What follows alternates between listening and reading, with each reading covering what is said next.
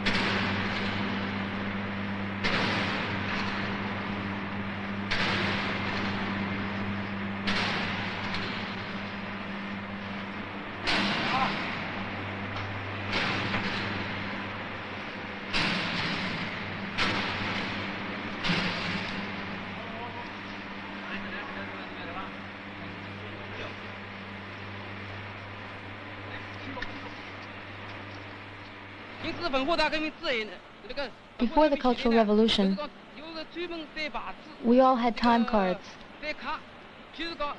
Let me show you. We had to punch in at the main entrance. Here there was a large board. There were 300 of us in the shop. You had to have your card punched every morning. You had to punch in on one side, turn the card over, and put it back. We had to punch it twice, in the morning and out in the evening.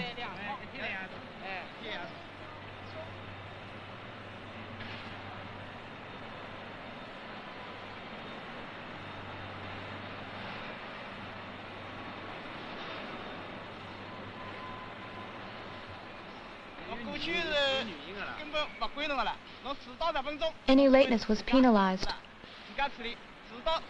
If it happened more than once, you would lose your bonus, or your salary would be lowered. Everything was put in terms of money. No one believed in our political consciousness. It was a way of dividing the workers. We don't punch in anymore. Everyone is conscientious. There are only a few who arrive late, and they just explain why.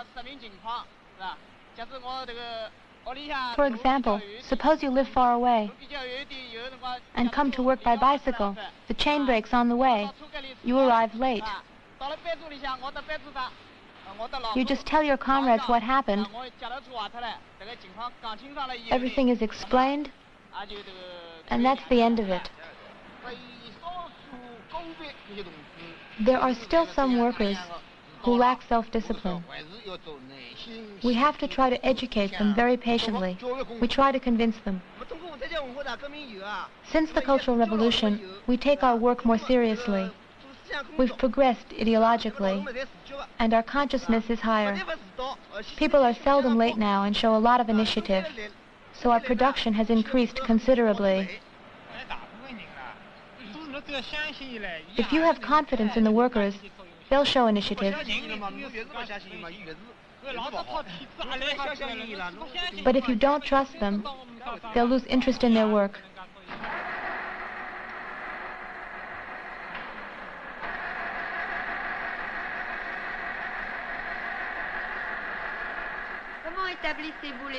How do you establish production standards? We used to use a stopwatch like this to calculate the time needed to make each part. We thought this was a scientific method. For example, if you started working on a part, I'd take out my stopwatch and start it, then put it back in my pocket. Later on, I'd check the watch to see how much work time it took to finish. I'd verify the actual work time. We've done away with these methods. The production schedule used to be decided by a small minority. Now the workers set it up themselves. They have a higher level of consciousness. The new standards are set by a 3-in-1 group of cadres, workers, and technicians. The group sets up the new standards, paying special attention to the workers' initiative. Now we use 3-in-1 groups of cadres, technicians, and workers who meet to discuss the standards. Before, there were jobs we couldn't finish on time. Now, with our new standards, our production has increased. Take, for example, the 125,000 kilowatt pump. Before, it took 15 days to make one. Now, it only takes 3 days. That's it.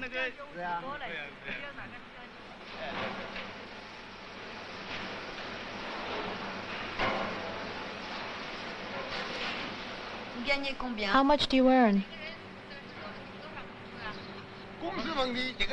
The salary question is a complicated one. We inherited it from the old society. There's a nationwide effort to narrow the gaps. I started at the factory after the liberation. With my seniority, I earn 105 yuans. And you? 74. 80 yuans. I make 69 yuans. I make 53 yuans. I'm new. I make only 42 yuans. 58 yuans. In our shop, the highest salary is 126 yuans. And the lowest is 42 yuans. 42 yuans. The workers are organized in groups of 12. Each person, besides his regular job, takes on other responsibilities for things like health, safety, or bookkeeping. This keeps the office staff to a minimum. In these same groups, people discuss the political side of everything, from national issues to everyday life.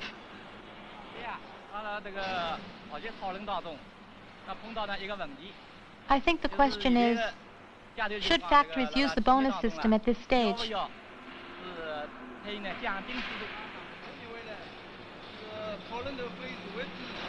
If we raise this question in the context of socialism, I think we must differentiate between a cash stimulation and a reward system.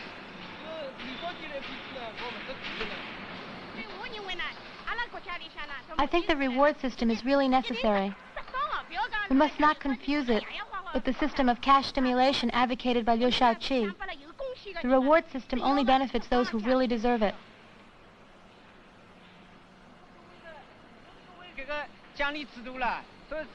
You say the reward system benefits the most deserving. Therefore, only a few workers, in other words, those who work more. I don't see much difference between the cash stimulation and reward systems. I say we need the reward system. At this stage of socialism, advanced workers who make significant contributions should be rewarded. The reward system is necessary. I don't agree with her. She says the reward system is only for those who've made significant contributions. If that's true, then it concerns very few workers. If we have to establish a system, let's not create one for just a few. Xiaozhou says there is a difference between the reward and the cash stimulation systems. I say they're the same. Why? Because the reward system will never liberate our productive energies. Only the revolution can. It has nothing to do with Liu Shaoqi's cash stimulation. I think some material incentives are still needed. In the socialist system, we distribute in proportion to work. To each according to his work. If you do a lot of work, and your level of consciousness is high, you have a right to an appropriate material reward.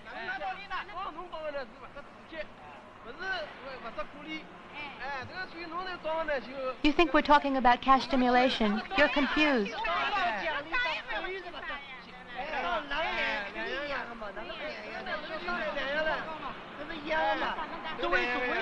In a socialist society, each worker must become a conscious revolutionary. Otherwise, we'll stay dependent on rewards and lose our revolutionary consciousness.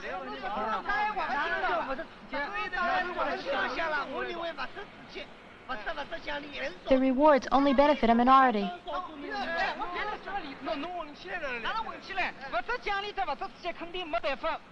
I maintain there's no difference.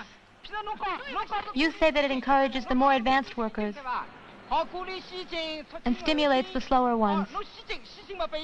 I'm all for giving bonuses to the advanced workers, but do you think a hero like Lei Feng needed a reward? In giving them bonuses, you're actually belittling them.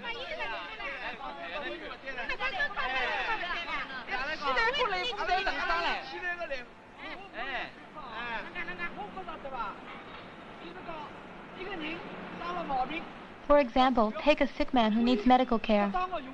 He may need a little opium. But you're healthy. And if I give you some opium, perhaps it will make you feel good. You'll respond to the stimulation, but gradually you'll need more and more, and finally become addicted. Nowadays, we don't work for capitalists or bosses. We work for the people. That's why the quality of your work directly affects all the workers. When you understand the new production methods, you'll take your work more seriously. As long as we emphasize the political side of things, there's no harm in material rewards. And they go along with the principle of from each according to his ability to each according to his work.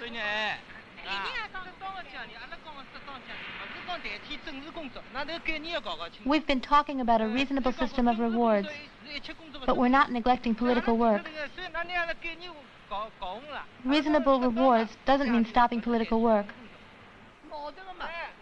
But there's a contradiction. Either we raise the level of consciousness or we give out rewards. The two things are contradictory. It's obvious.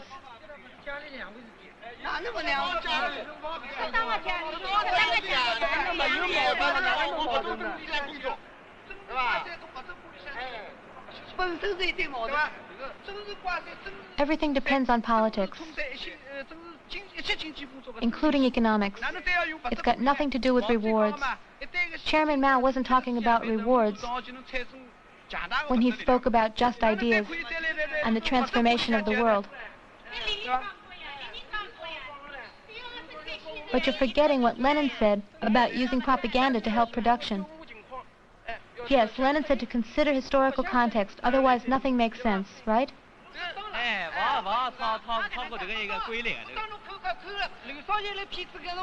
But the Liu Shaoqi group also talked about reasonable rewards. So they gave out bonuses. And then what happened? Look at what happened in shop number 11. They decided to use the reward system. And what good was it? In the beginning, little by little, the bonuses were not so important.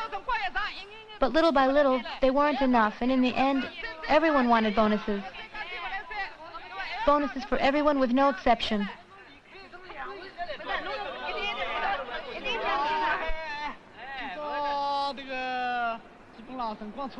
I think time is almost up. The discussion has been very interesting and lively. It really shows us that everyone has his own idea on the reward system. To summarize, there are two opinions. Some say we need a reward system to develop productive forces at a certain stage in the history of socialism. Others think these rewards do more harm than good, and that they encourage the notion of private property against the interests of the working class. These 2 points of view have not been resolved. We're out of time now. We can continue the discussion next time, all right?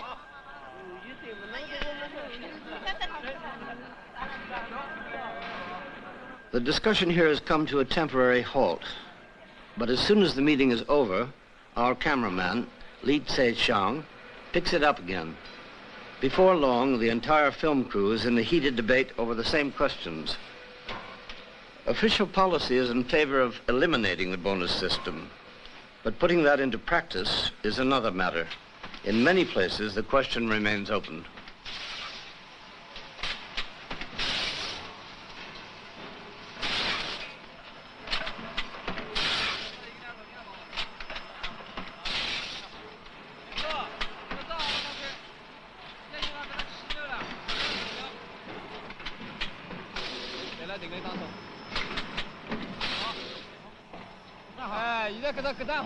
They're all right.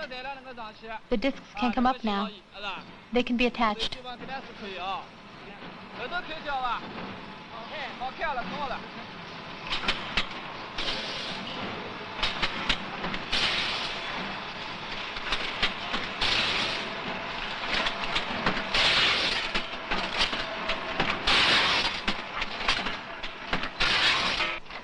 Cheng and Huang are two officials in charge of running a generator factory. We met them at an exhibition on the Paris Commune. I've worked here since the liberation of Shanghai. First, I was a worker. Then I was a party official until the Cultural Revolution. When the party committee was reinstated, I became assistant secretary. I've been here since the Great Leap Forward in '58. I was a quality controller in the casting section. I was an ordinary worker up until the Cultural Revolution. Then I took part in the revolt. Afterwards, I was elected to the Revolutionary Committee as a provisional member. Now I'm a permanent one, and I'm also on the party committee. A factory must be run by everyone together, and not by a few officials. The workers help run the entire factory, from general administration down to each workshop and group. They also take part in the leadership of the revolutionary committees and of the party committee. The workers actually run the factory themselves and make all the important decisions.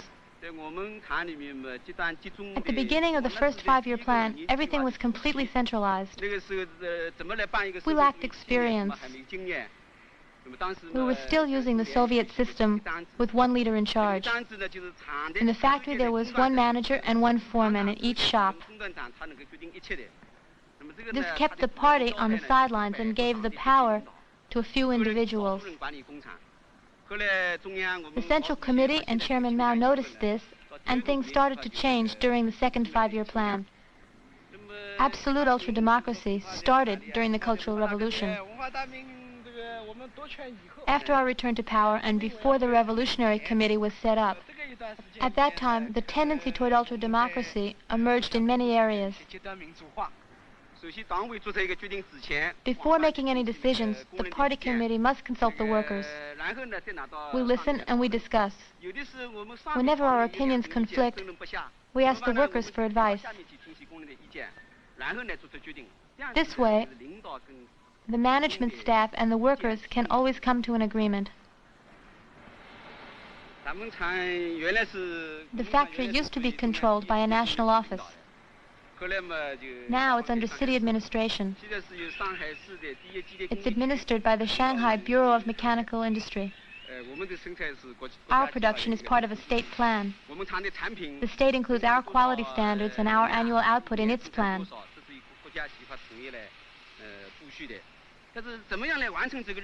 But the factory takes all the initiative in getting the job done and in mobilizing the workers.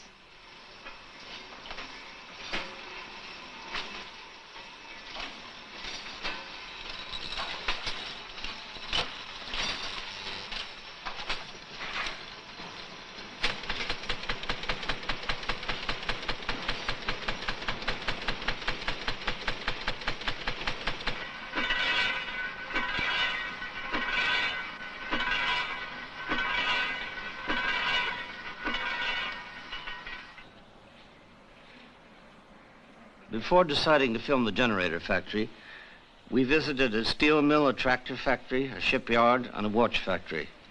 In all, 14 factories. Some were well known for having played an outstanding role in the Cultural Revolution, but they weren't what we were looking for.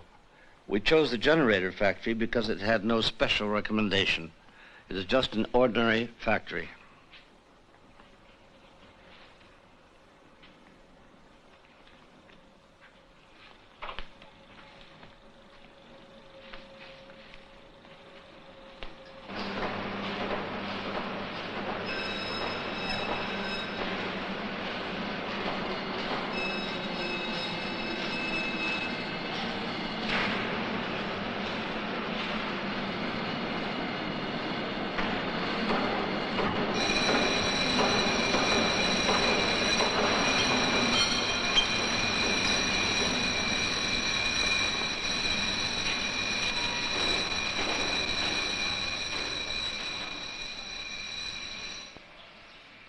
Twice a day, at 10 in the morning and at 4 in the afternoon, the factory comes to a halt for 20 minutes. The workers find many different ways of using the rest period.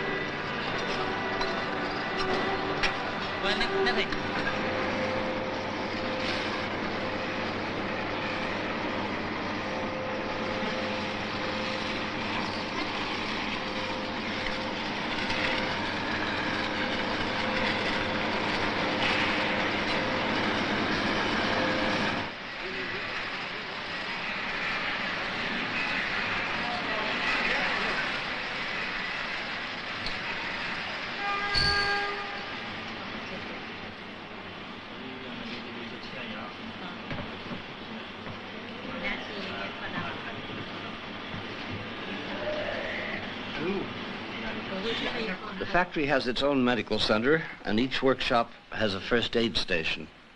The doctors not only take care of on-the-job injuries, but also the general health needs of the workers and their families. One day a week, doctors and nurses work at the machines.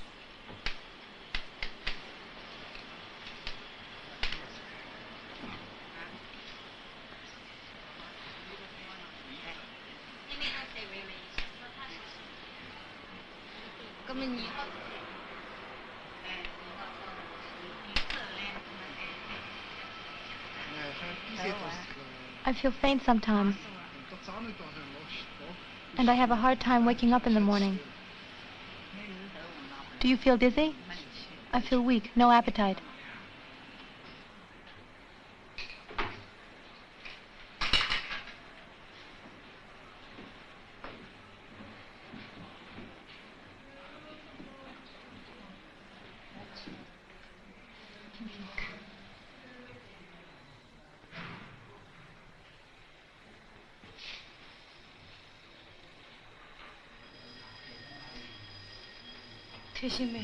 The baby's heartbeat is fine. You can get dressed. Do your feet swell? Neither of them?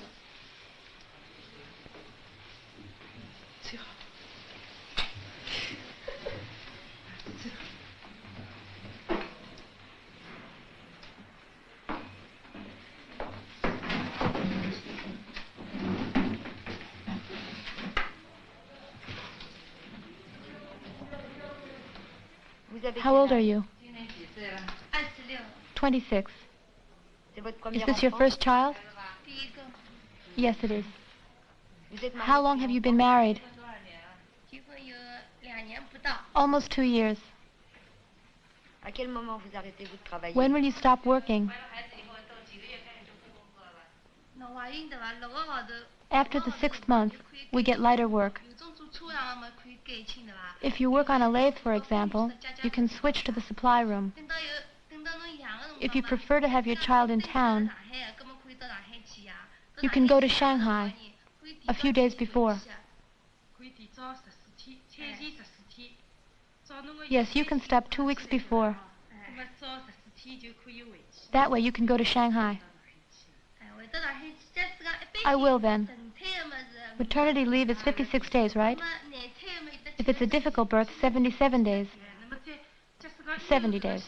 But if you need to ask your doctor to extend it, he'll agree. On maternity leave, we still get our salary. Yes, 100%. Nothing is deducted. In the medical center, we also have a family planning program. During consultations, we give advice and information on birth control. Some women take the pill, others use an IUD. If someone wants an abortion, we handle that too. Who takes care of the baby after it's born? All the children go to the nursery on the factory grounds. While the child is nursing, the mothers work 7 hours a day, with 1 hour for nursing. Yes, 1 hour. The babies go to the nursing room when they're 56 days old.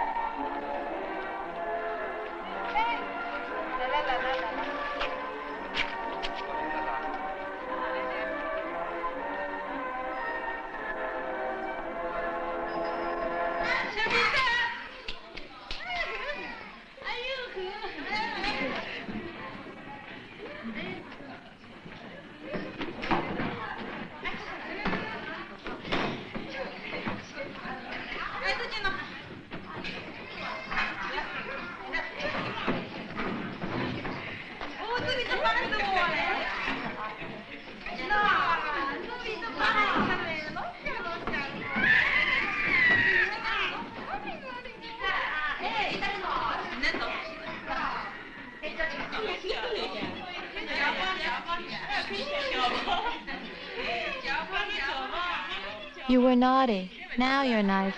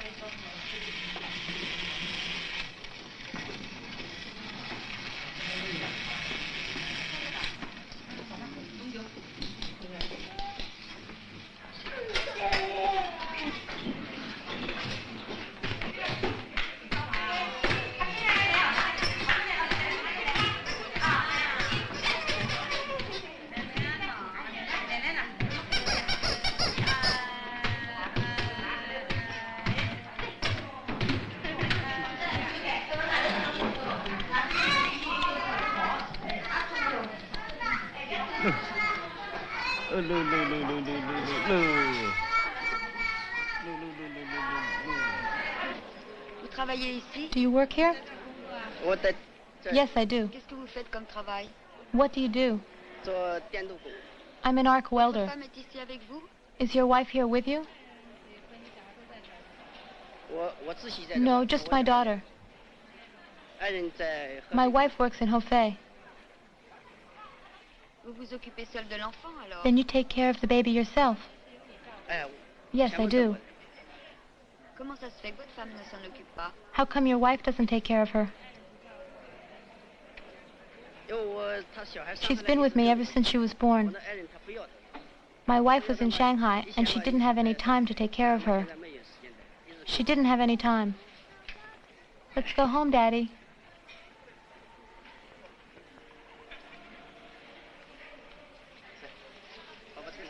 Daddy's going to take you somewhere. We'll go home. But don't you want to go watch the people fishing?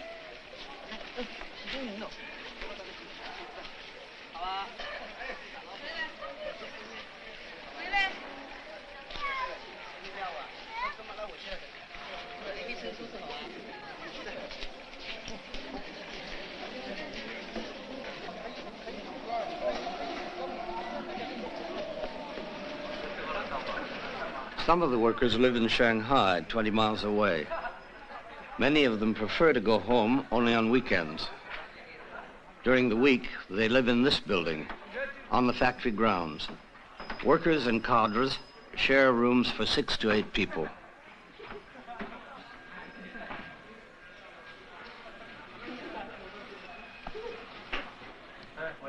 Ah, you're back.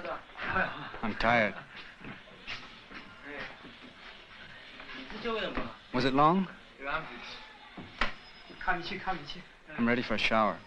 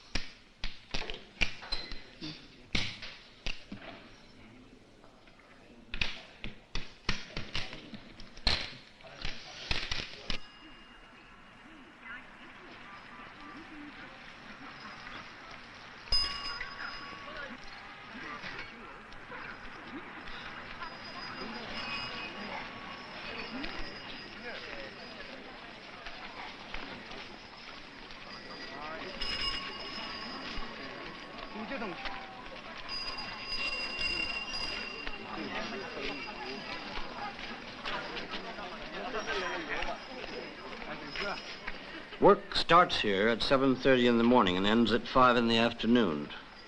It's the same as in most other factories. In addition to the 2 daily breaks, work stops for lunch between 11:30 and 1 o'clock. The factory employs more than 8,000 people in dozens of shops and offices. Our problem is how to bring the factory's leadership closer to the workers. Political consciousness and production can still be improved. Since we've become managers, we've often been tempted to sit back and relax. We work less and spend more time in the offices than with the workers.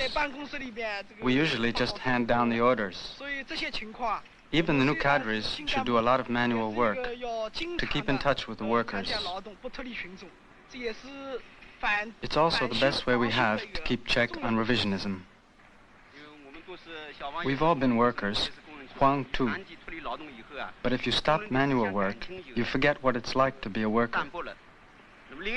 Besides, we must stay in close contact with the workers to really understand all the production problems. Our presence gives the workers a chance to tell us what's bothering them and to criticize our weak points. It's very important in changing our ideas and in our work.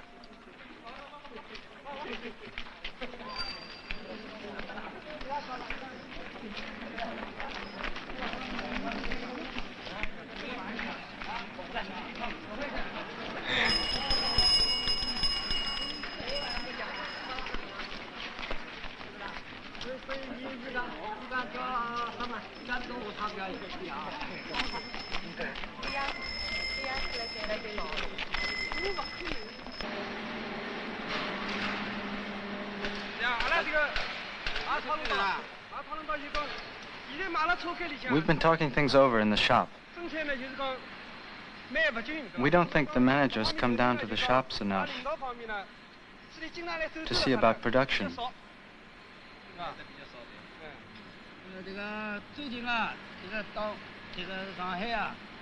In the Shanghai watch factory, they've put up revolutionary dazibaos. Our whole section is talking about it. Today, the party committee has sent Comrade Chang to visit our section. This proves they are trying to follow the watch factory's example. We hope you'll come back when we've finished our discussions.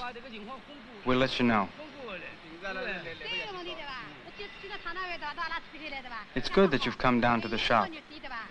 I happen to have a question. You can see we have a lot of stators, 100, 200, maybe 300, but almost no rotors. So we can't do any assembling. Our problem is we need more space and more manpower. That's what we need. How's it going? Not too bad. But we need machines. Like that one. We need to buy some more. We don't have enough. And as Xiao Kao said, we need rotors. Newspapers in Shanghai have just published the articles and dazibaos written by the workers of the watch factory. The articles explain why they criticize the existing management and how they are experimenting with a more democratic system of factory management. In China, one of the essential roles of a newspaper is to make these experiments known, whether they are ultimately successful or not. For the last few days, articles about the watch factory have been stirring up a lot of interest in the factories around Shanghai, including the generator factory.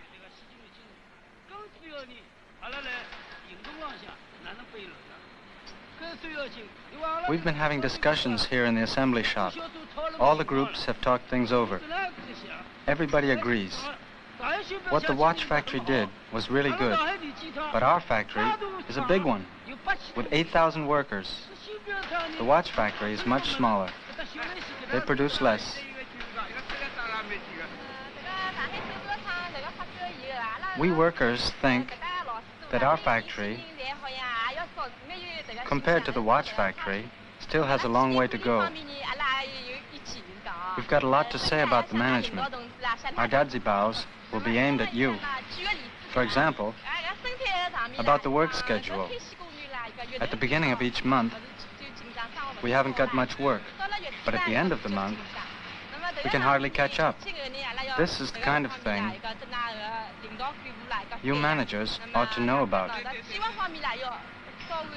The work plan must be more precise.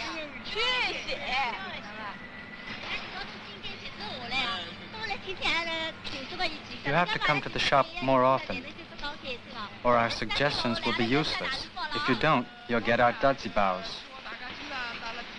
You must keep on warning us about things. That's all well and good, but we want some action.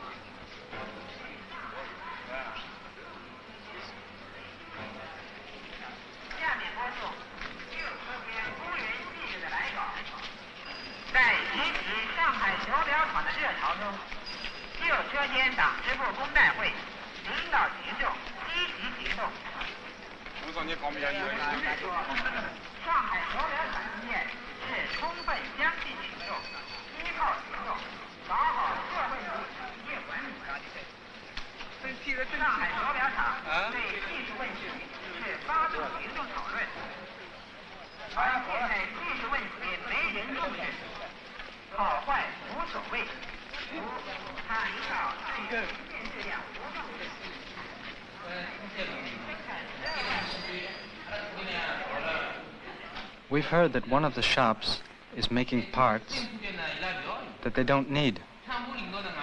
But the management keeps on ordering. That's a waste.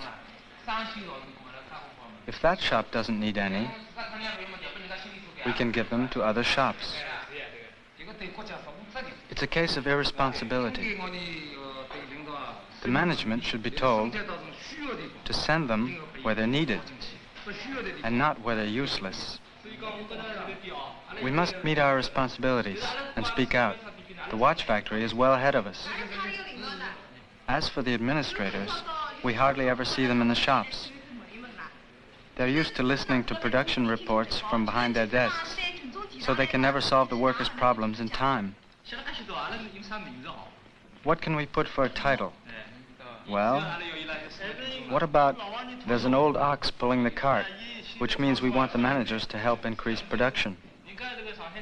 When did the watch factory article come out? March 10th.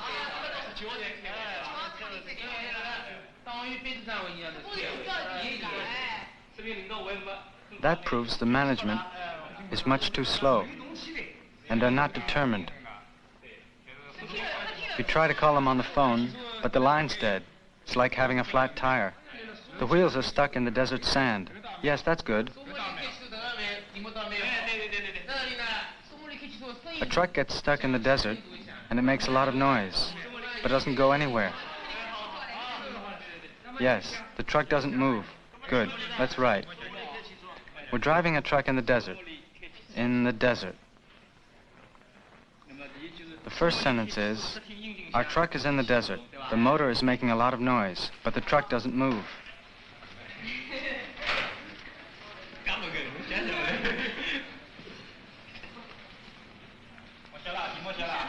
I'll start writing. Write big.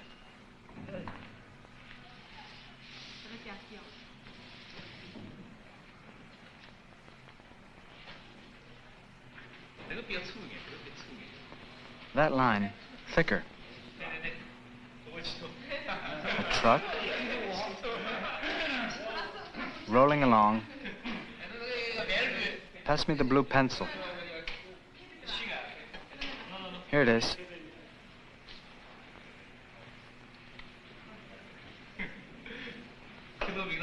Just like in school. Draw the sand underneath.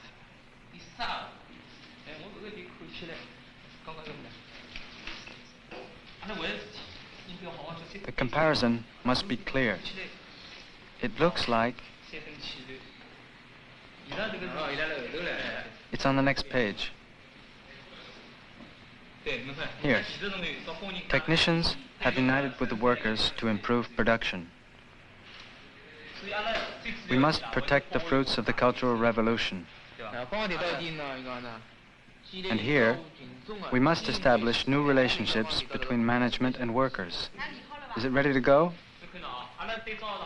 We've emphasized how far behind we are in relation to the watch factory. 1, cadres must do manual labor. 2, get the workers to help improve management. Right? 3, stay in contact with the workers to solve problems fast. 4, resolve production problems dialectically. That's all?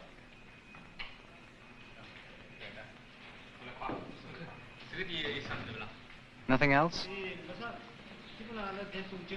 No, that's everything.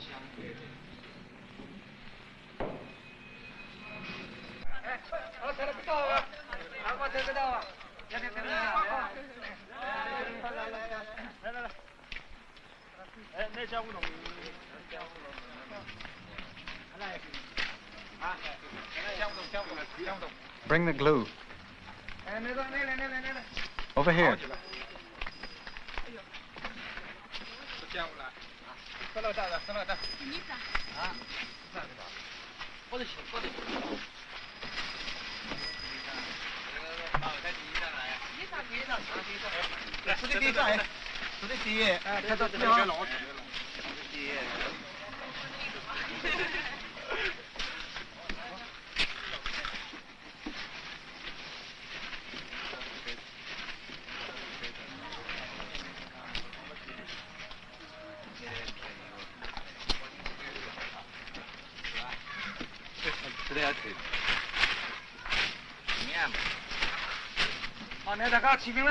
Do you want to sign?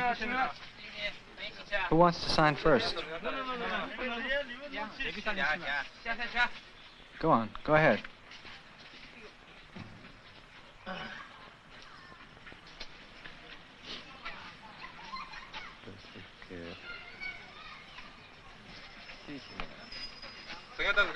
What about you, Chen Yaote? Sign for all of us.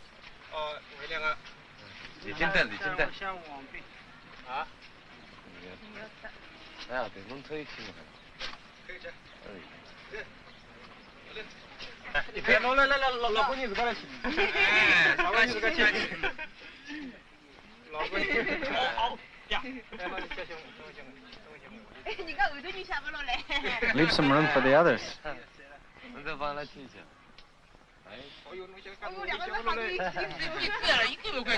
Your writing's too big.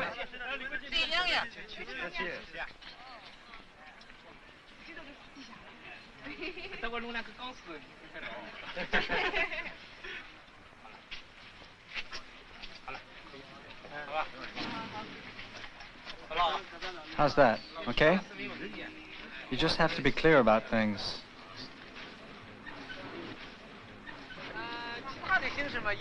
There may be other ways of doing things, but we prefer dajibaos.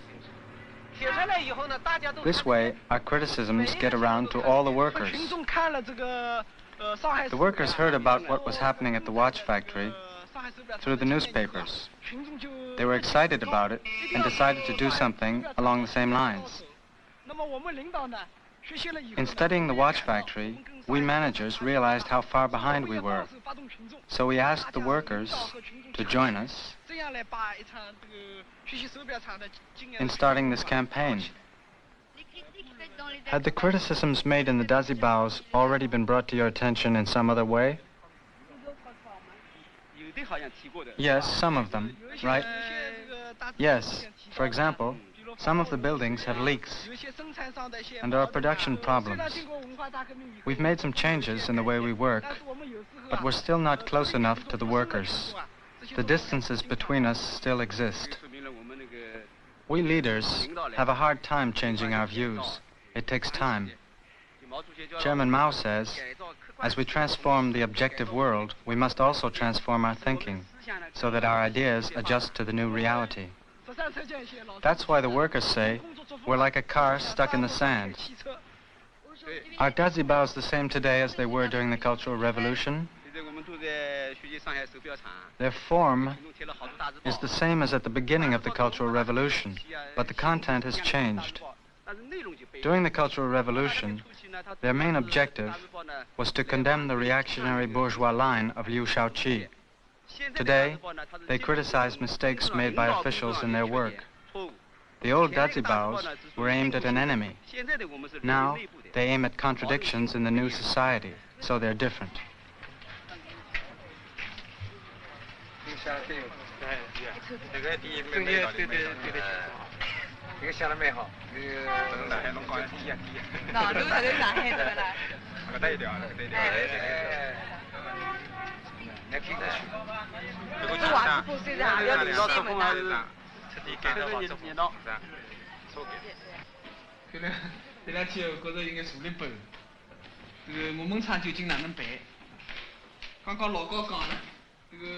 The members of the party committee who are responsible for general management have been forced to take some action. This is the first directors' meeting since the beginning of the movement. It's no use pretending that running a factory is an easy job. If you want my opinion, the first thing we have to do is work out our political position. I think the workers are unsatisfied with the way we work. They think our administrative methods are too sloppy. Too many problems are neglected. For example, the workers in shop number 1, this year, their work has increased enormously, almost doubled, but they're still in the same building. It's much too small for the work they're doing. That's the kind of problem we should get to quicker. Today, the workers of shop number 3 had a lot to say about their tools. There's no one to repair them. They're in poor condition. Some that should measure 10 millimeters now only measure 6. We must admit that it's mainly a question of our political line. We can't just deal with isolated problems. I'd like to know what we can do here in our factory. It's obvious that our political line is one problem, but we must be more precise. For the moment, we are only making general observations. It's true that we can improve our work style by getting closer to the workers, but that's just one aspect.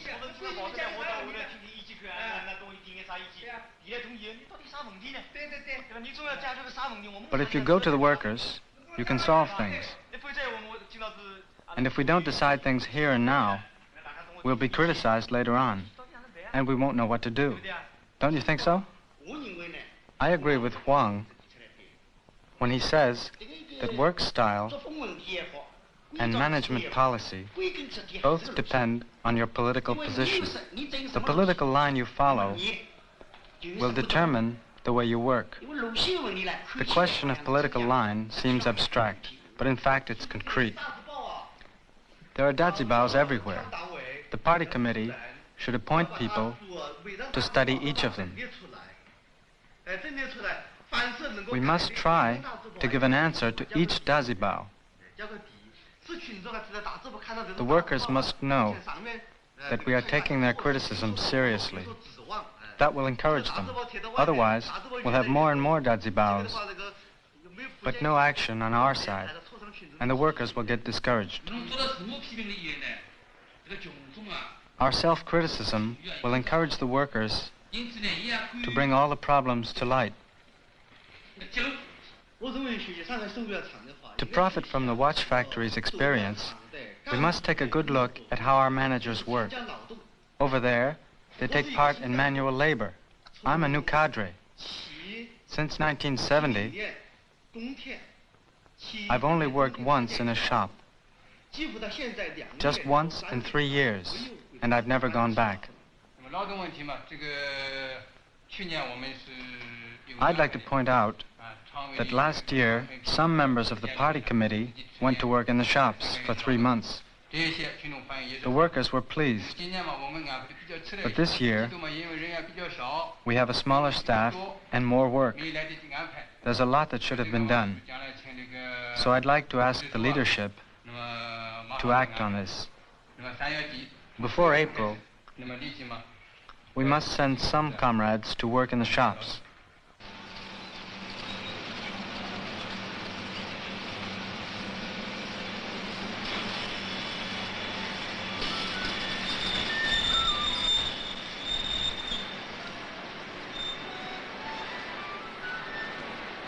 Today the machines have been turned off, but it's not one of the regular breaks, and it's not because the workday is over.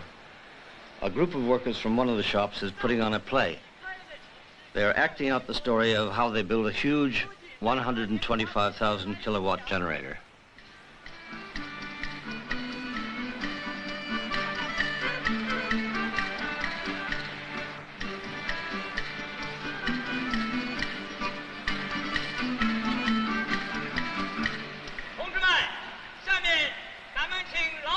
The scene opens with the actor who plays the part of the party unit secretary.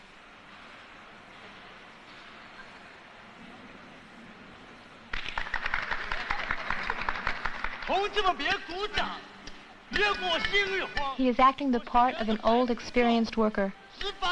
We who know nothing, he says, like a deaf mute learning to speak, have decided to take on the task of building the generator. 旧社会的穷工人今日把家当，这白天的劲头没用完，晚上接着忙。他决心改造发电机，打破洋框框。老班党、老厂匠带头把关厂，创造上水内人为毛主席争光。有个工程师，他名叫杨重阳，出洋流过血，还经过洋血厂。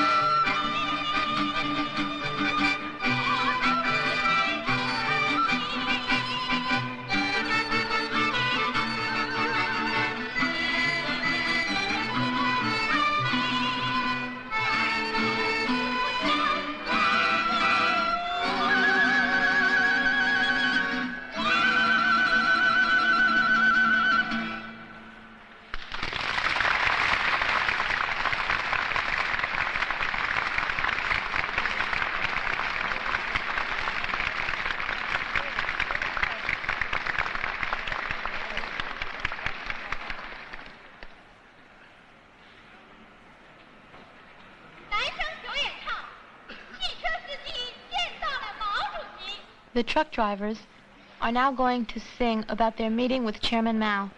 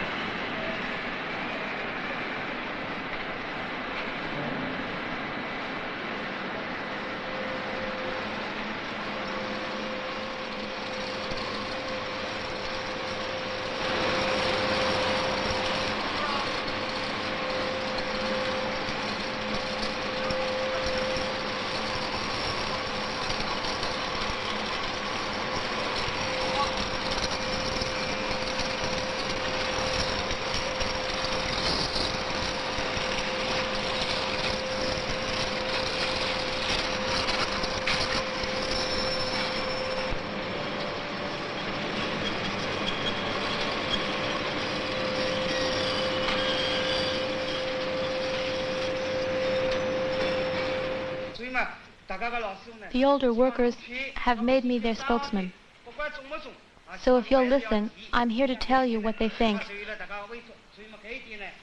It's about the management. As we've already said, it's as if they were driving a truck in the desert. We hope they'll change their work style and do a better job. I have something to say. Our shop is involved too. The management says it appreciates our initiative. But look what happens in reality. We planned some projects a while ago. The workers were enthusiastic. We wanted technological innovations, and we were ready to act. But the administration wasn't interested.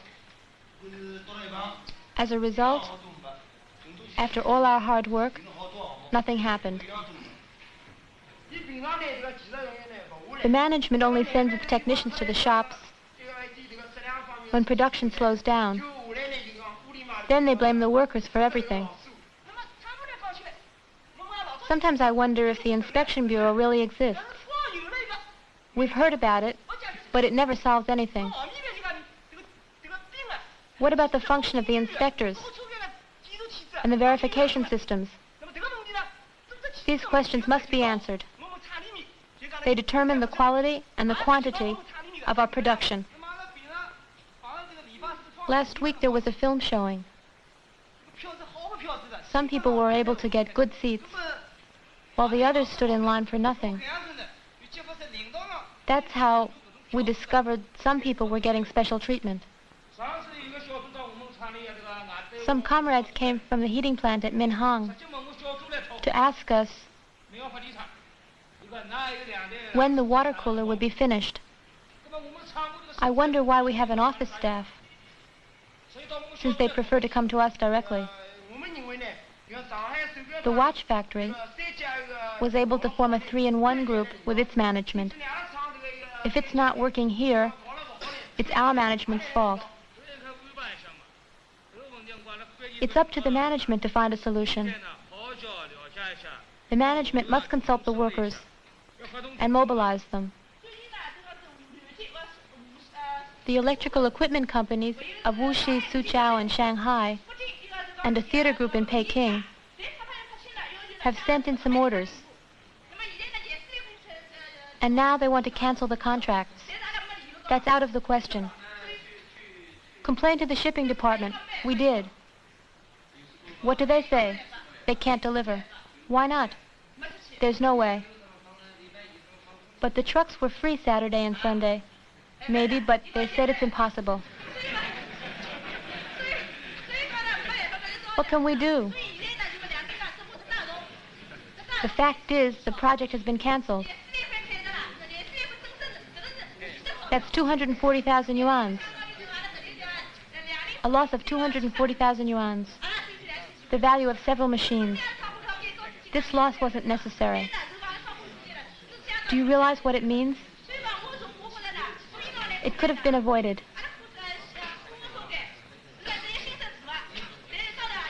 The other shops are always ready to back us up.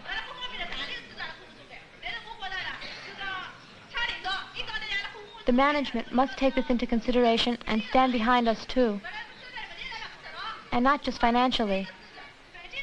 The management is suggesting that the chemical section will be closed, moved to Shanghai. That's demoralizing for the workers. They feel they are working very hard on an abandoned ship. As far as we're concerned, the shop shouldn't be closed.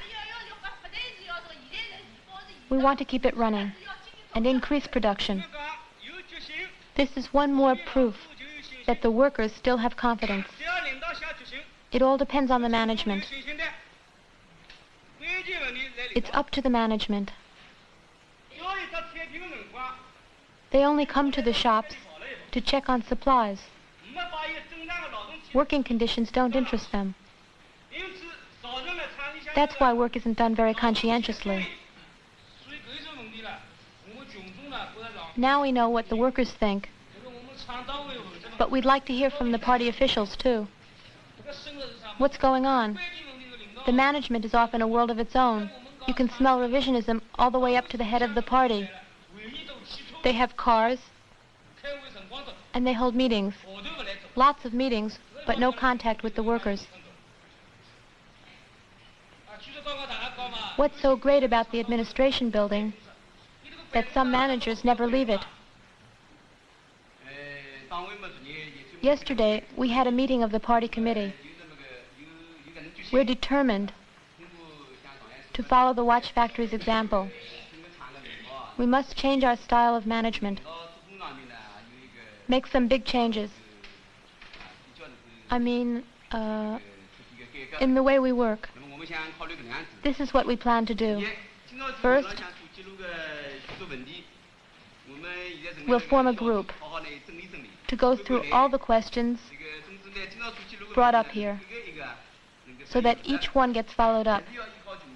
We'll have to work closely with the workers to accomplish this. And we'll also explain our failures. The comrades were right in criticizing me, and I'll have to correct my mistakes immediately. They were right in criticizing us for hiding behind a lot of talk and red tape. I think they were right. The meeting has to stop now because time is up. We'll have a new meeting at 5:45. This one is already very positive. Lao Li or any other comrades? Do you have something to add?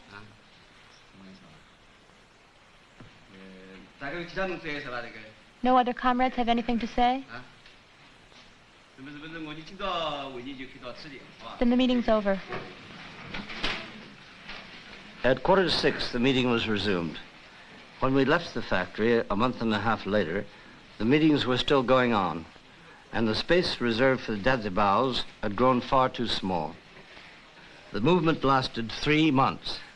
It took 3 months for the workers to make all their criticisms, for the leaders to criticize themselves, and for the whole factory to get together and agree on how to reorganize production.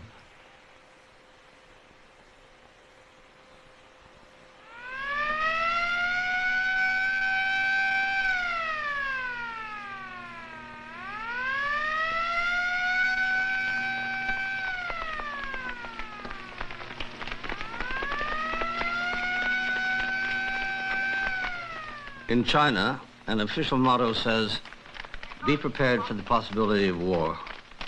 These words are not taken lightly. In the generator factory, 2/3 of the workers belong to infantry units or anti-aircraft batteries. The factory militia, as part of Shanghai's general defense plan, sees to it that neighborhoods, factories, and universities all organize their own defense.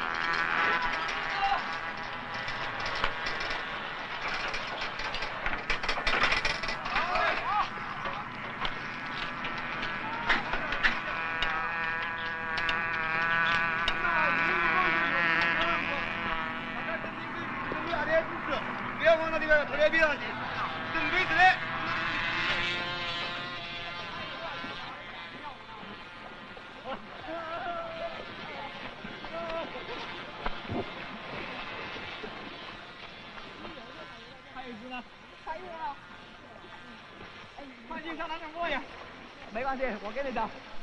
先穿了一个。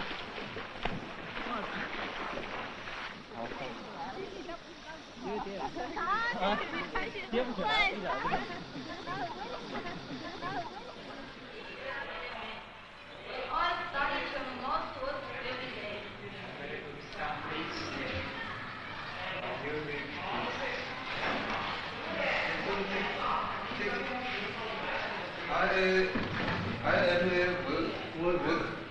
You are Helen. He is a PLA man. I am a worker. You are a peasant. He is a PLA man. These workers are having their 6th English lesson. We are workers. I am a worker. Sit down, please. You listen, please. Lesson 6. Text. I am a worker. You are peasant. He is a PLA man. We all study 7 months workers every day. All right, comrades, read after me. Let's read it again. Lesson 6.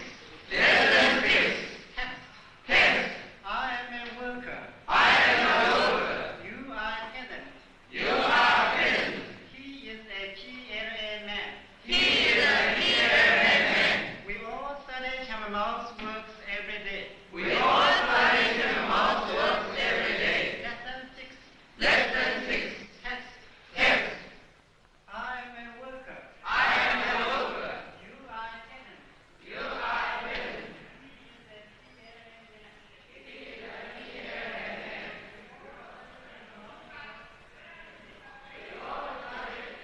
The factory has its own classrooms. Night courses are given at 7 in the evening after an early dinner. Nearly 2,000 workers attend them regularly.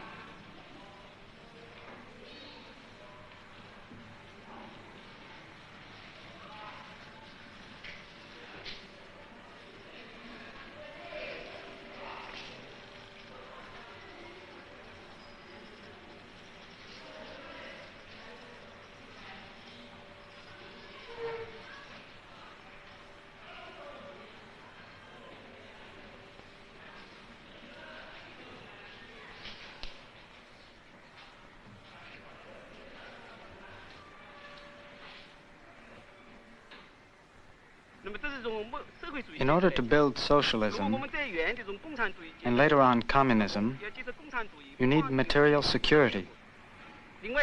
But what you need most is to develop a communist consciousness.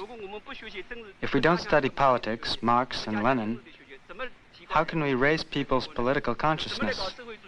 Building socialism and communism would be impossible.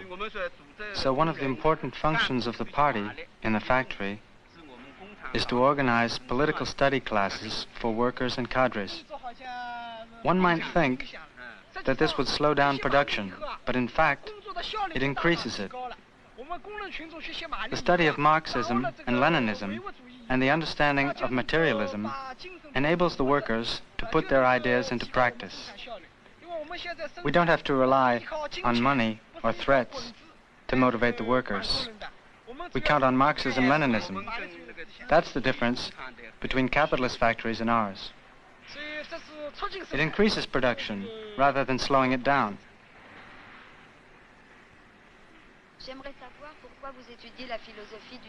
I'd like to understand why you study 19th century philosophy.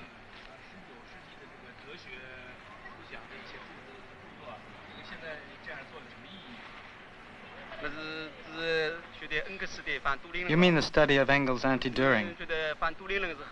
The anti-Düring is one of the most important classical works of Marxism-Leninism. Although it was written in relation to a particular struggle between Marxism and opportunism in the 19th century, it's still valid.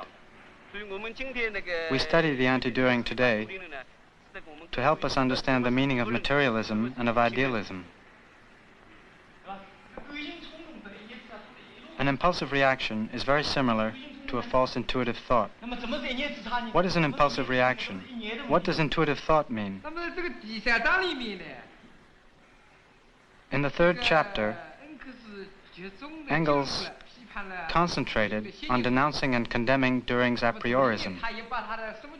Düring taught and defended a priorism, claiming that principles exist prior to objects. Düring maintains that thought is a framework. According to him, the unity of one's thought creates the unity of being.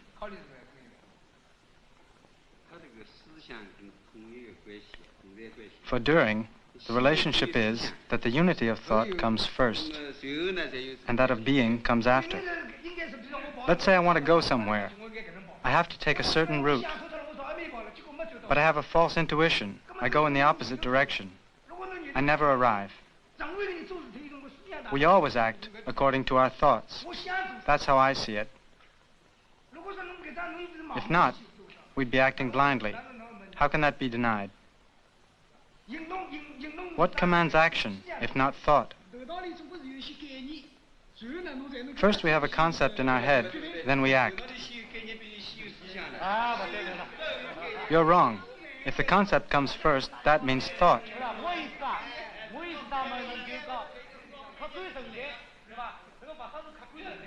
Matter exists objectively. It doesn't depend on man's will. It can never be created by will alone.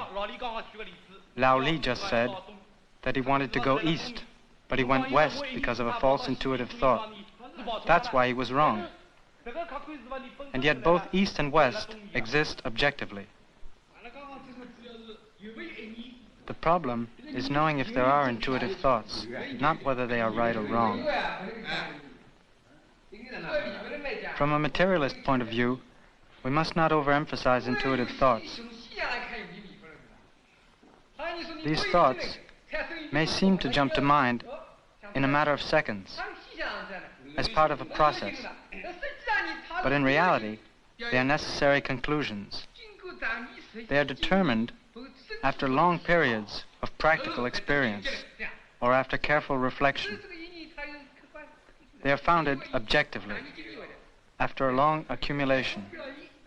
Form and reality always have foundations. That's the first point. The second is, as impostors like Liu Shaoxi claimed, that thought explains everything, that everything is decided and created by thought. They fell completely into idealistic a priorism.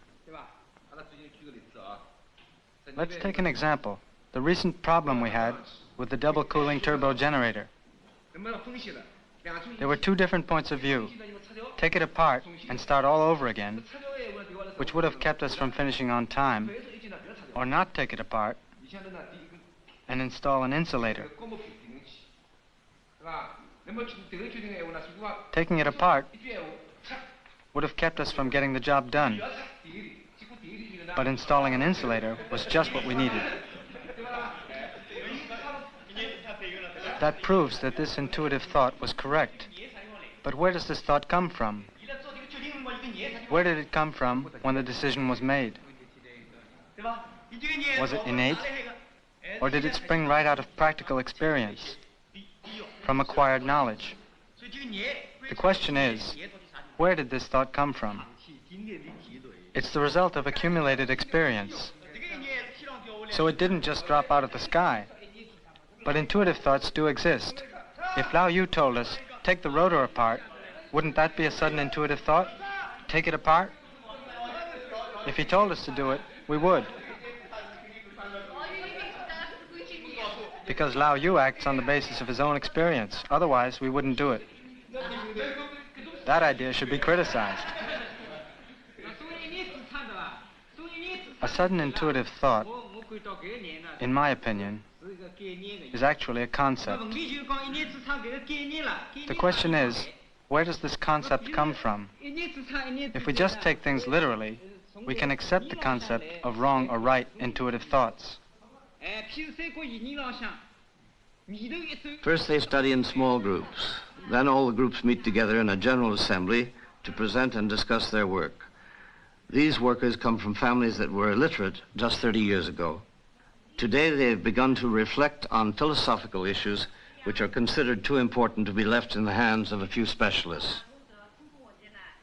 Mao Zedong says, philosophy must liberate itself from the lecture halls. It must enter into each person's life.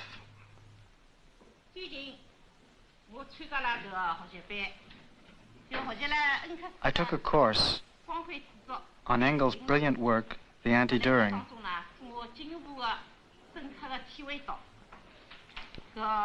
I've understood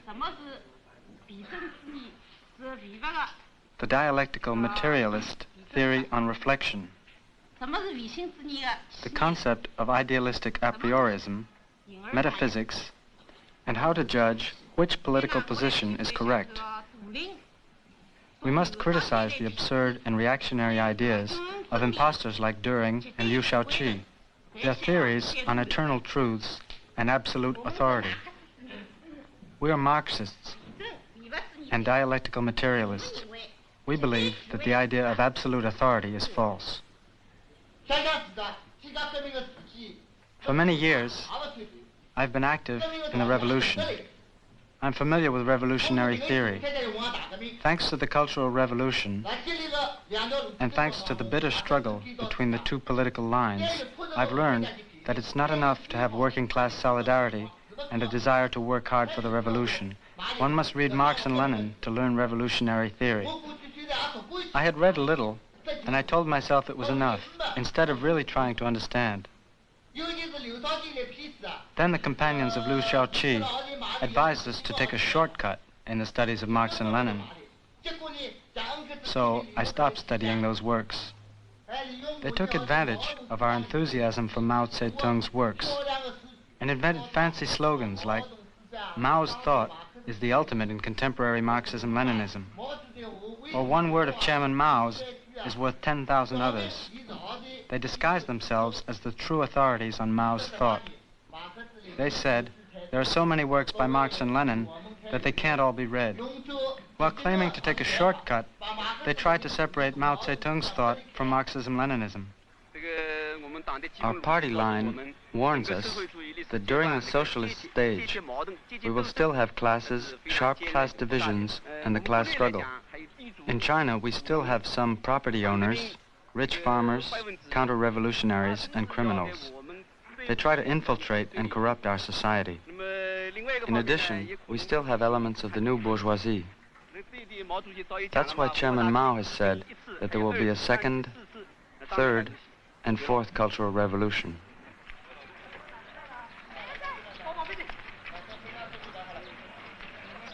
During the Cultural Revolution, students and workers went to the countryside together. It was the first time for some of them.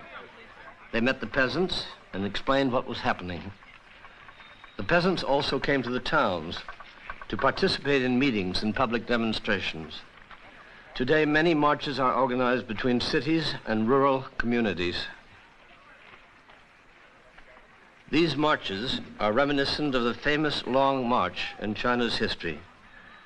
They are good physical exercise, but what's more, they create a vital link between city and country, between the workers and the peasants.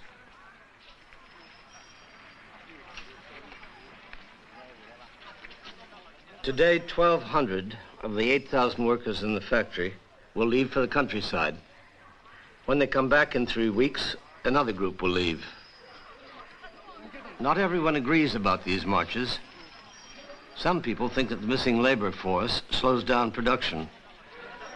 We attended several meetings on this subject. The discussions went on for a long time. But even with many of its workers away, the factory still continues to function.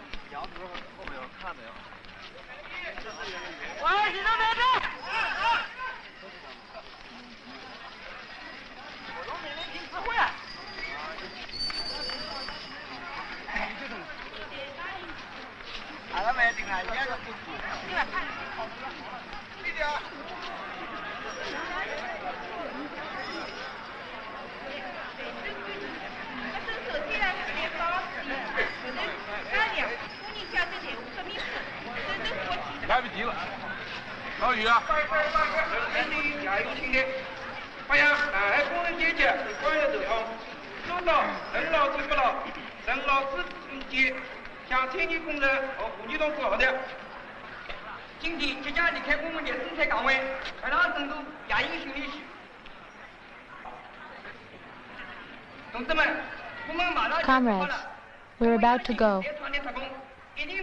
We know that those who remain in the factory will keep up production while we're gone. We'll be eager to hear from them. Don't worry. We will make this march a success. We'll do our best to show our appreciation to all those who've helped out. We'll see you when we get back.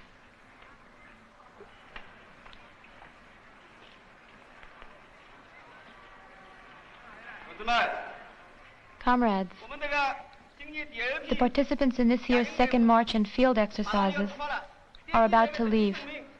Our past 3 years of experience have shown everyone in the factory the great advantages of these exercises. They do as much to keep up our morale as to develop our courage and physical strength. We hope that during this march you will continue to study, to uncover errors and contradictions, and to encourage the management of the factory. We hope that you will write and send us datsibas, which bring up any shortcomings you find in our work. We look forward to your return.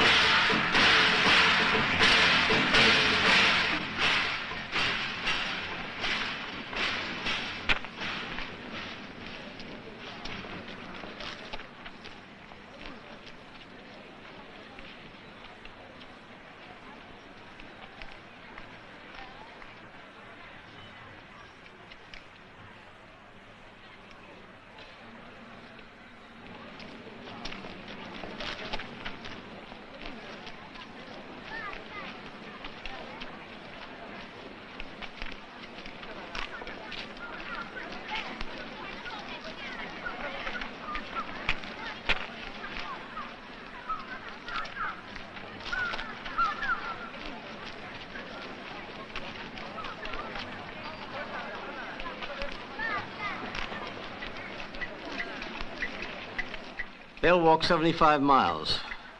At night, they'll camp out.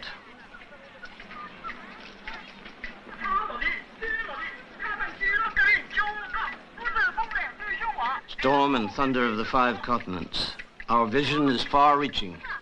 With blistered feet, we go forward courageously. Poems. Their rhythm beaten out by bamboo clappers accompany the marchers.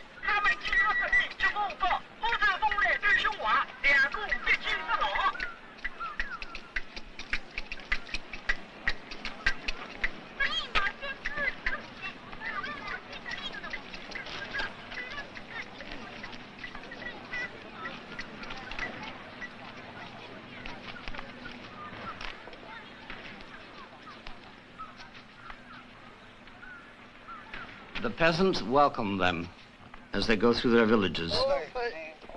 They work, talk, and live together.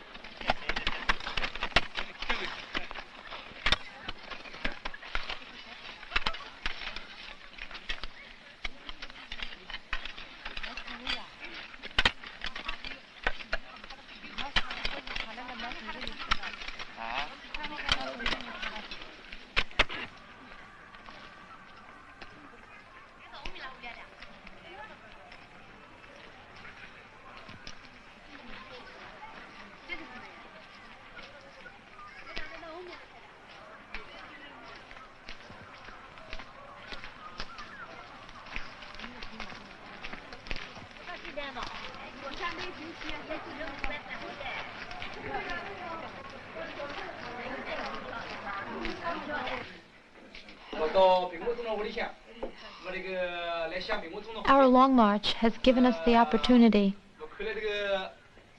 of staying here with the peasants and hearing about their way of life. We would like to ask some of the peasants to tell us the story of their families and their village. Could you please tell us a few things about your past and also about the history of your family and the village?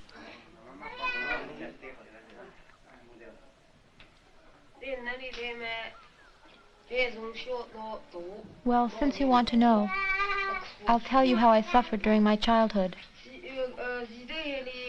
Nowadays, no one suffers like this anymore. I lost my father and mother when I was only 5 months old. I don't know their names, nor in which village I was born. I was 6 months old when they gave me away to a family who settled here. When I was 11, I chopped logs and gathered firewood. When I was 15, they married me off.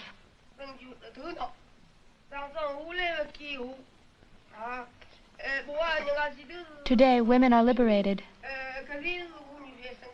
It wasn't like that before. In those days, we didn't dare say a thing. The reactionaries oppressed us, and we had no one we could go to. The Japanese invaded the area when I was 30. They burned the houses, took the men away, and raped the women. So we wandered around. We wandered, with no place to go. Today, thanks to Chairman Mao, we're happy. You, the workers, have come to the countryside to unite with us. Our country is one big family. A big family along with all the people in the world. And it's getting more and more prosperous.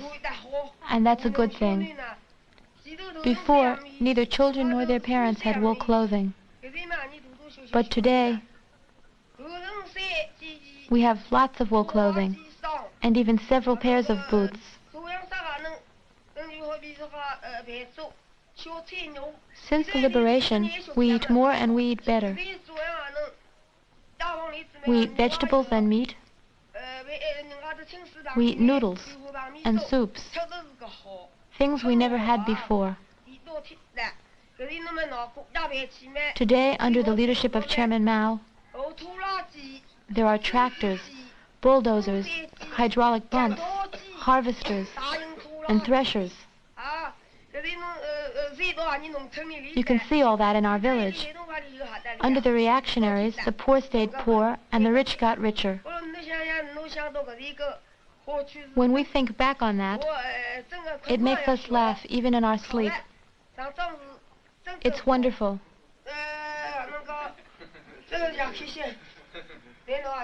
Look over there, little one. Turn around.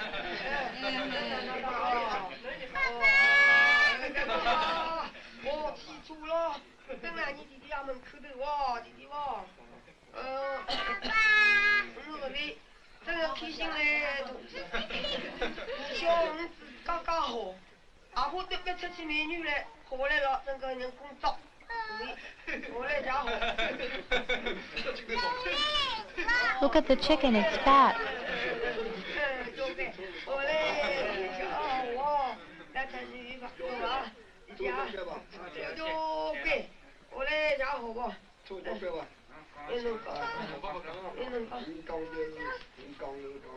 I want to tell about the past too.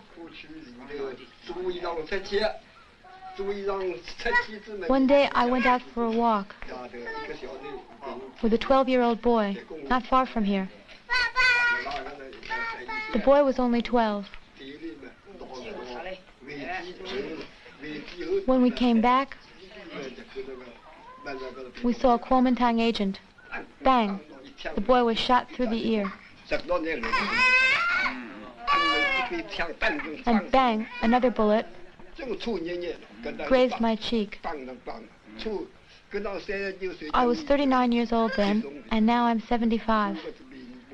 If it weren't for the liberation, I wouldn't be alive today. You see the difference between our past misery and the good life today.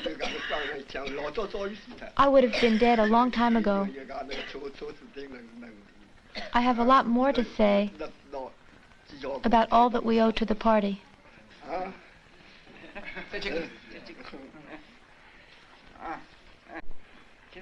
Go on. Go on, Grandpa.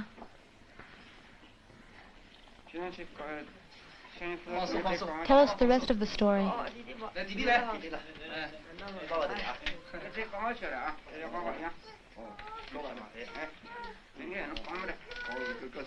Now I'm going to talk about more pleasant things.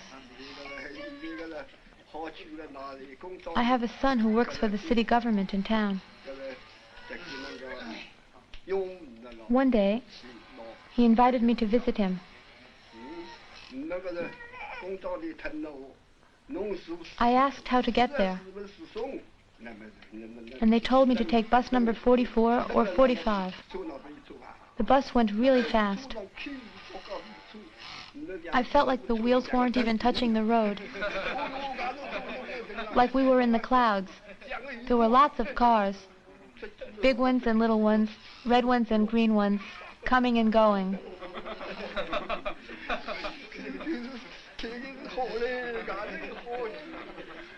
It was a fantastic sight.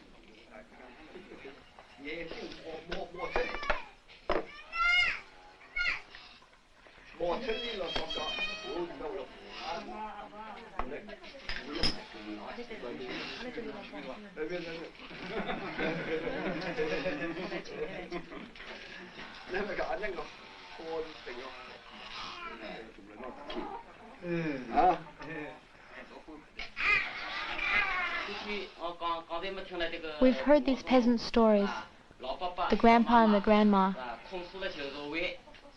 They compared the old life with the new one. They told us about their past suffering. As workers and peasants, we were both crushed.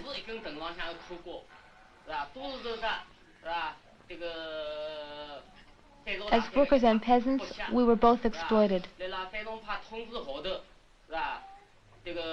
We were treated worse than beasts of labor. My eldest brother used to work in a factory in Shanghai where he slaved day and night. He became ill from working so much. Finally, his strength gave out, and he collapsed at the end of a long workday. He died in front of the factory gate. My eldest sister went to work in a spinning mill in Shanghai when she was only a child. She caught leprosy and was thrown out the door. Eaten by leprosy, she died a horrible death. As for me, when I was still a child, I worked more than 18 hours a day. Now, since liberation, the working class has freed itself politically, culturally, and economically. The young workers are listening to the veterans of the revolution who organized the first big railroad strike in 1923.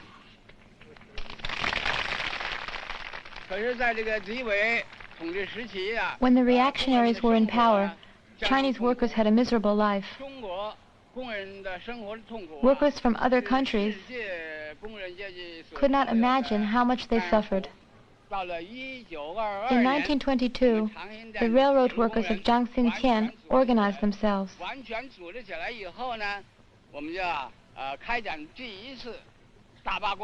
We held the first big strike on August 24th, 1922. It was the first big strike of workers on the Peking-Hankow line. The movement was based in Jiangxin.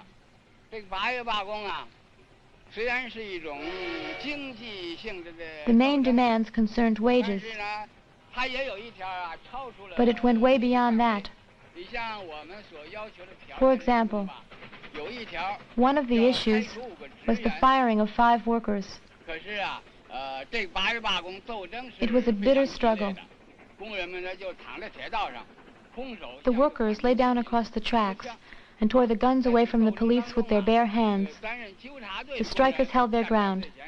Zhao here was with them. Comrades, during the August strike, we stopped military trains. The villains charged us with their bayonets. We met them with our bare hands. Comrades, we were not afraid. We were not afraid to die.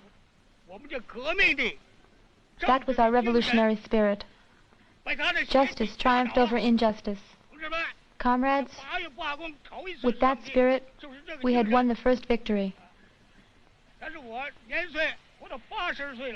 Even though I'm over 80 years old, the revolutionary spirit is still there. I'm still in good health. Finally, I wish a long life to Chairman Mao and good health to all the peoples of the world. That's all I have to say.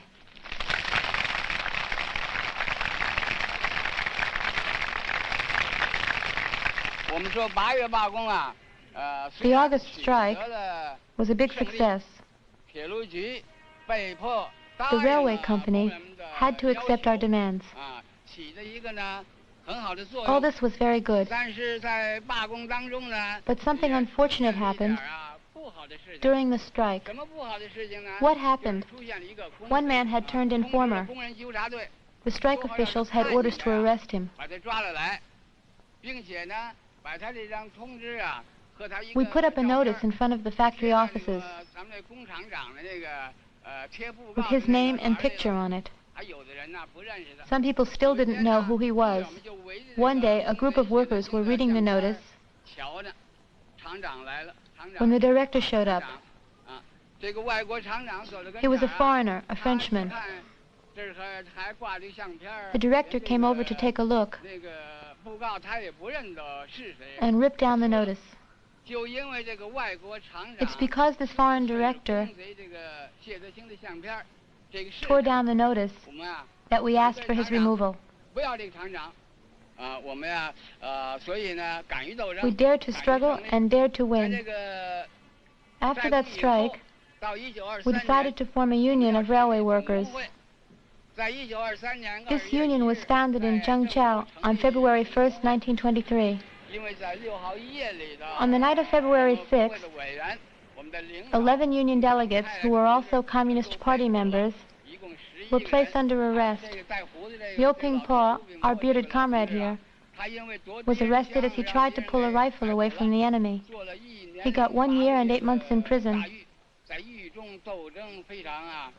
where he continued to fight.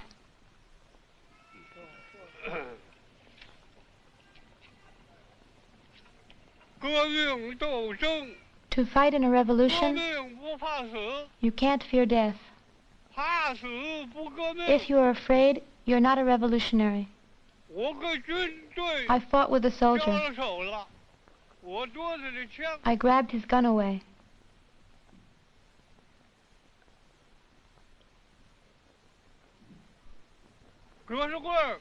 They fired at us.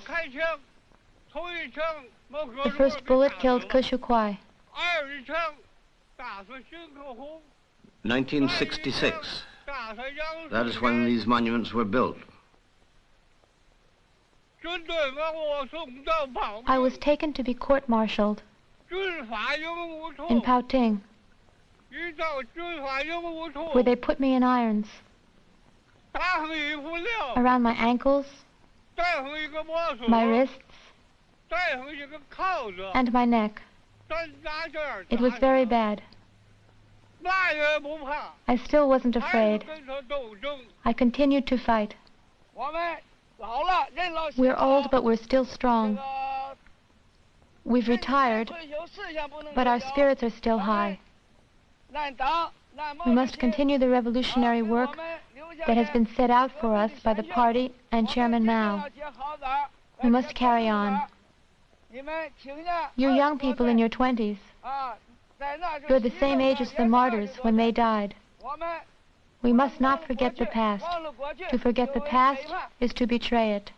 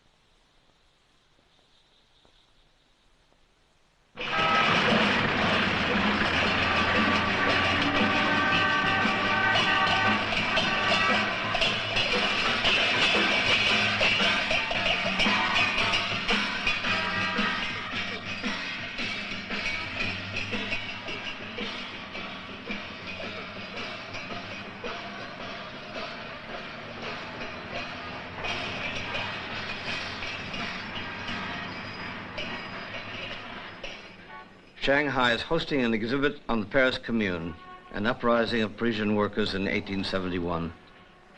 The old railway workers have told the story of a strike they once organized, and the old peasants have spoken to the factory workers about their past experiences. This is how the people increase their collective consciousness and transform their recent past into historical knowledge. Oppression has always relied on ignorance of the past. Today, the Chinese people want to rediscover their own history. They want to be masters of their own future.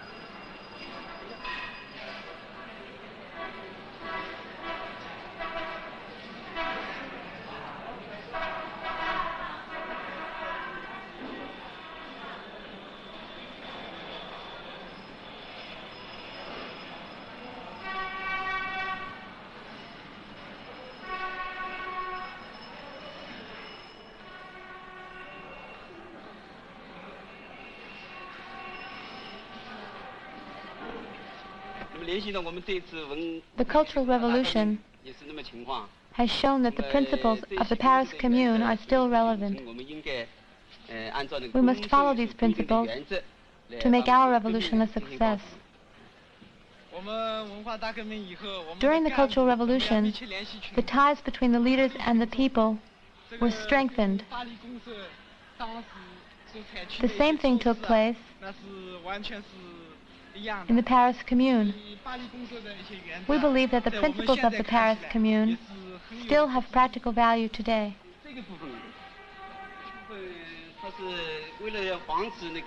To avoid the creation of a privileged class, the Commune decided that the annual salary should not be more than 6,000 francs. This was to guarantee that all the workers and members of the Commune would remain equal. To run for office, candidates had to meet certain requirements. They got rid of opportunists, hustlers, and empty speechmakers.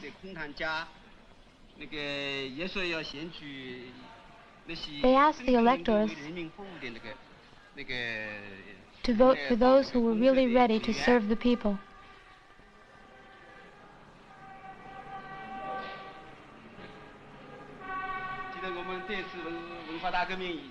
During the Cultural Revolution, some cadres were criticized by the people. Why? They had been courageous. They had never been afraid of the enemy. They had dared to fight in the revolution. In those days, they were paid in kind. Now, they're paid a salary. And life in the cities is much easier. Anyway, we lost contact with the masses, and our revolutionary ardor had cooled down. That's why the people criticized us during the Cultural Revolution. Our main task is to struggle against the hidden attack of the bourgeoisie. We must fight against bourgeois ideas and against the concept of private property. Then we can keep hold of and extend the power of the working class. To overthrow and then regain power, to revive a revolution that has lost its momentum. This was the meaning of the Cultural Revolution. The road to the future was made possible by those who marched in Peking.